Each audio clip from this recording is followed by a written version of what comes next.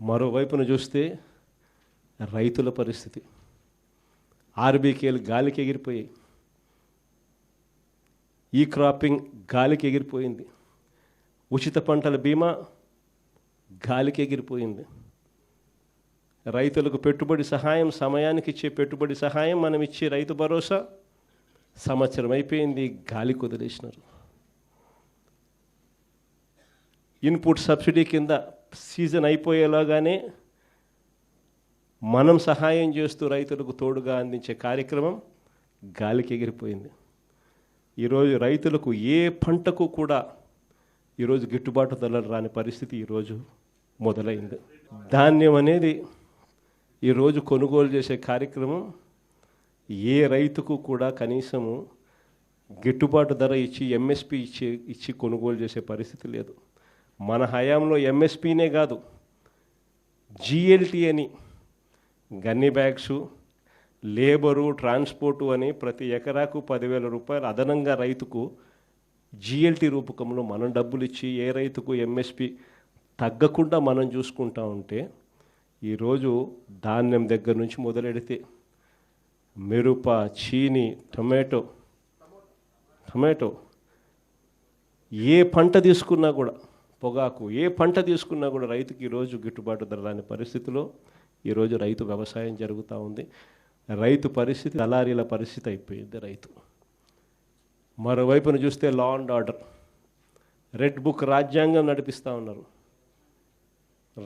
Red book రాజ్యాంగం గురించి, law and order గురించి నేను చెప్పాల్సిన పనుల ఎలా జరుగుతూ ఉంది అనేది నాకన్నా కూడా చక్కగా మీరే చెప్పగలుగుతారు. ఈరోజు చంద్రబాబు నాయుడు గారి పాలనలో జరుగుతూ ఉన్న వైఫల్యాలను, చంద్రబాబు నాయుడు గారి పాలనలో జరుగుతూ ఉన్న అన్యాయాలను ప్రశ్నిస్తే చాలు, ఆ ప్రశ్నించే గొంతు వినపడకుండా చేయడం కోసం ఏకంగా భయాన్ని సృష్టిస్తూ రెడ్ బుక్ రాజ్యాంగాన్ని నడుపుతూ ఉన్నారు. దొంగ కేసులు పెడతా ఉన్నారు, దొంగ సాక్ష్యాలను సృష్టిస్తూ ఉన్నారు. నిజంగా ఆశ్చర్యకరమైన విషయం. మన పల్నాడు నియోజకవర్గంలో చూస్తే, పల్నాడు నియోజకవర్గంలో వాళ్ళు కొట్లాడుకొని, వాళ్ళు తెలుగుదేశం గ్రూప్ రాజకీయాలలో వాళ్ళు ఒకరిని బండి ఆపి చంపేస్తే, ఆ బండిలో వచ్చిన వాళ్ళు ఆ బండి గుద్ది చంపేటప్పుడు ఆ బండి యాక్సిల్ ఇరిగిపోయి బండి అక్కడే వదిలేసాల్సిన పరిస్థితి వస్తే, ఆ బండి ఎవరిది అని తెలుసు. చంపేటప్పుడు సాక్షులు, ప్రత్యక్ష సాక్షులు ఎవరు చంపినారో కూడా తెలుసు. అయిపోయిన వెంటనే ఎస్పీ వచ్చి వాళ్ళు కొట్లాడుకొని చంపుకున్నారు అని చెప్పి ఎస్పీ చెప్తే, 2 రోజుల తర్వాత మన క్యాండిడేట్ని, మన ఎమ్మెల్యే క్యాండిడేట్ని దాంట్లోకి ఇరికిచ్చే కార్యక్రమం చేస్తూ ఉన్నారు. ఆశ్చర్యం కలిగించే విషయం. మాజీ మంత్రి కాకాని మొన్న ఈ మధ్యకాలంలోనే ఆయనను అరెస్ట్ చేసినారు. అది కూడా ఏంది, ఎలాంటి ఇల్లీగల్ మైనింగ్ గతంలో జరగలేదని ఒక చిన్న కేసు, ఆ కేసులో నుంచి బయటకు తీసినారు. అక్కడ ఇల్లీగల్ మైనింగ్ జరిగిందని, అప్పుడెప్పుడో జరిగిందని చెప్పి, ఆ మైన్లో జరిగిందని చెప్పి ఇప్పుడు బయటకు తీస్తూ ఉన్నారు. ఆ మైనింగ్లో అప్పుడు ఇల్లీగల్ మైనింగ్ జరగలేదు అని చెప్పి రిపోర్ట్లు ఇచ్చిన అధికారులతోనే మళ్ళా ప్లేట్ మార్పిచ్చి జరిగింది అని చెప్పి కాకాని గోవర్ధన్ అరెస్ట్ చేసినారు.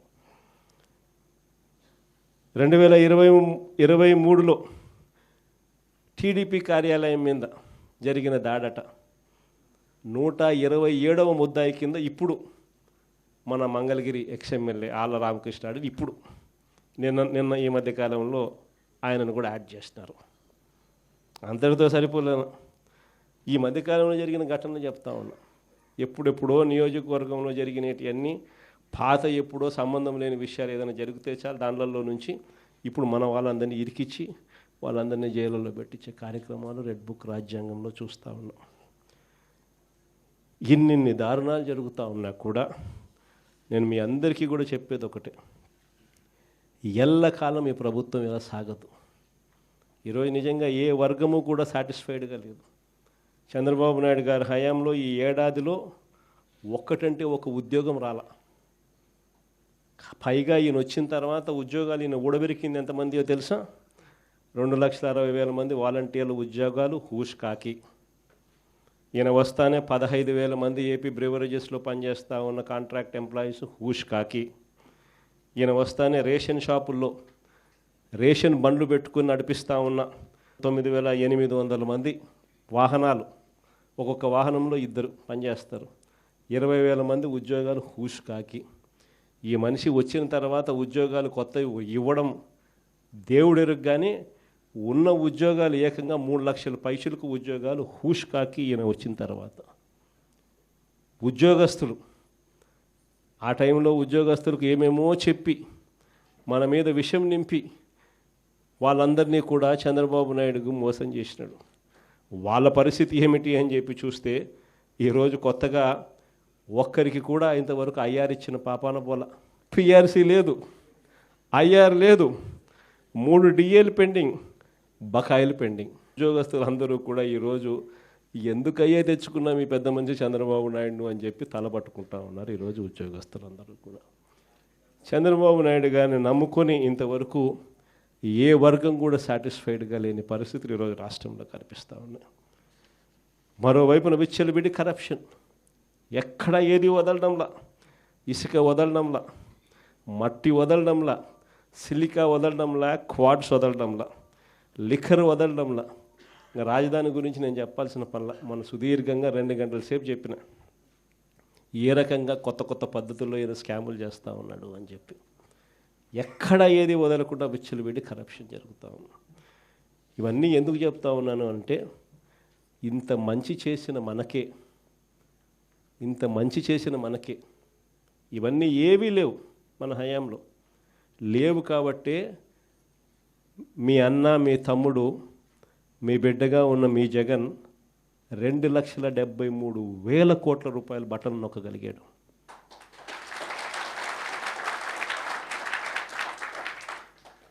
చంద్రబాబు నాయుడుకు మనకు తేడా ఏమిటి? ఎందుకు ఇద్దరు ముఖ్యమంత్రులమే, మరి ఎందుకు జగన్ నొక్కగలిగాడు, ఎందుకు చంద్రబాబు నొక్కలేకున్నాడు?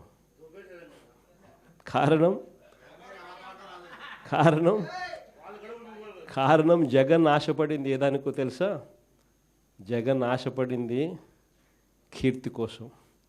చనిపోయిన తర్వాత కూడా ప్రతి ఇంట్లో బ్రతికే ఉండాలని తాపత్రయపడ్డాడు మీకు. అందుకే ఎక్కడా కూడా రాజీ పడలా. 2,73,000 కోట్లు బటన్ నొక్కగలిగాడు మీ జగన్.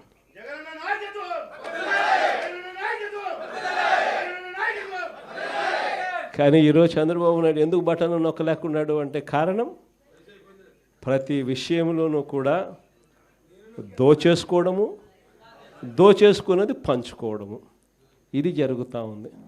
రాష్ట్రానికి రావాల్సిన ఆదాయాలు కూడా ఫస్ట్ టైం తగ్గుముఖం. దేశం మొత్తం 11%, దేశం మొత్తం 13% ఆదాయాలు, దేశం మొత్తం ఆదాయాలు పెరిగితే మన రాష్ట్రంలో ఆదాయాలు కేవలం 3% పెరిగాయి. ఎందుకు మన రాష్ట్రంలో ఆదాయాలు పెరగడం లేదంటే కారణం రాష్ట్రానికి రావాల్సిన ఆదాయాలు రాష్ట్ర ఖజానాకు రావడంలా. రాష్ట్రానికి రావాల్సిన ఆదాయాలు తెలుగుదేశం పార్టీకి సంబంధించిన గజ దొంగల ముఠా జోబులు లేకపోతూ ఉంది. కాబట్టి రాష్ట్రానికి సంబంధించిన ఆదాయాలు తగ్గుతూ ఉన్నాయి. ప్రతి అడుగులోనూ ఇదే కనిపిస్తూ ఉంది. ఇవన్నీ కూడా ఎందుకు చెప్తా ఉన్నానంటే ఇంత మంచి చేసిన మనకే ఒక్కొక్కసారి ఈ మాదిరిగా ప్రతిపక్షంలో కూర్చోని పరిస్థితి వస్తే ఇక ఏ మంచి చేయని ఈ మనిషి, అన్ని అబద్ధాలు మోసాలు చేసే ఈ మనిషిని రేపొద్దున ఎన్నికలు వచ్చినప్పుడు ప్రజలు తంతే ఇంక ఎంత దూరంలో పడతాడు చంద్రబాబు నాయుడు అని చెప్పి ఇంక నేను వేరే చెప్పాల్సిన పనుల. రేపొద్దున ఖచ్చితంగా ఎన్నికలు ఎప్పుడు వచ్చినా కూడా రేపొద్దున చంద్రబాబు నాయుడు గారు అనే వ్యక్తి ప్రజలు ఈ పక్క తంతే డిపాజిట్లు కూడా రాని పరిస్థితులకి ఆ పక్క పడతాడు అనేది మాత్రం ఖచ్చితంగా చెప్తాను. ఈసారి జగన్ 2.0లో మాత్రం అలా ఉండదు. సంక్షేమము, రాష్ట్ర అభివృద్ధి, రాష్ట్ర ప్రజలే కాదు, ఈసారి కార్యకర్తలు మాత్రం అందరికన్నా పై స్థానంలో ఖచ్చితంగా ఉంటారని మాత్రం చెప్తాను. అంతేకాదు ఈసారి కార్యకర్తలు బాగోగులు ఒక్కటే కాదు చూసుకునేది, ప్రతి కార్యకర్తకు కూడా నేను ఒకటే చెప్తా ఉన్నా, ఇవాళ జరుగుతూ ఉన్న అన్యాయాలను నేను చూస్తూ ఉన్నా, మీకు జరిగిన ప్రతి కష్టం నేను గమనిస్తూనే ఉన్నా. మీ అందరికీ కూడా నేను ఒకటే చెప్తా ఉన్నా, ఈరోజు ప్రతిపక్షంలో ఉండం, అవతల ఉంది అధికారం, అవతలోడు కష్టాలు పెడతాడు, అధికార దుర్వినియోగం చేస్తున్నాడు, పర్వాలా తీసుకుండా. ఎవడు అన్యాయం చేసినా కానీ మీ అందరికీ చెప్తా ఉన్నా, నేను రెడ్ బుక్ అన్నాను కానీ మీ ఇష్టం వచ్చిన బుక్లో పేరు రాసుకోండి.